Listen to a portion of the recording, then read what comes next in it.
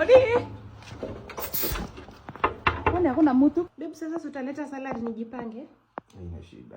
Sawa. Uko in control. Alafu ile gari si fuel iliisha. Twenda tu refill.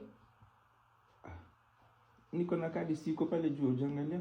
Sijaona kwani uliweka huko? Angalia huko kwa bedroom. Oh sawa, nitaenda kuweka. Usikimkaa mtu anagonga. Forget. Weka hapa babe, niangalie. Okay. Sawa. Wewe tulia. Usianguke. Sawa. Kwa nini umerauka kwa gate yangu kufanya?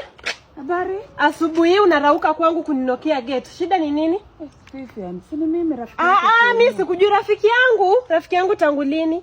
Mimi sikujui. Si ni mimi nilikuwa naishi hapa ulikuwa. Wapi? Uliishi kwa nani? Wapi? Kwangu. Nyumba yangu nilikuwa naishi hapa na mzee wangu. Wapi? Mzee wa nani? Mzee wangu. Wewe badala urauke unoku gate za ofisi, unarauka kunoku gate yangu kufanya? Vivian. Enda rauka noku uko gate uombe kazi huko.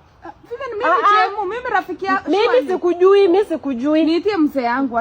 Mzee wako wapi? Mzee wako ni nani? Enda tafuta mzee wako huko nje. Mzee wako hayuko hapa. Basi nisaidie na ID yangu. Hakuna kitu nakusaidia kazi. Kuna ID ilikuwa nimewacha hapo. Ulitoka mzee wangu akachoma kila kitu yako. Hakuna kitu yako hapa. Hakuna takataka yoyote hapo kwangu. Mimi Chemu rafiki yako sikujui. Chemu nani? Sikujui. Sikujui, wewe katoke. Mimi Chemu.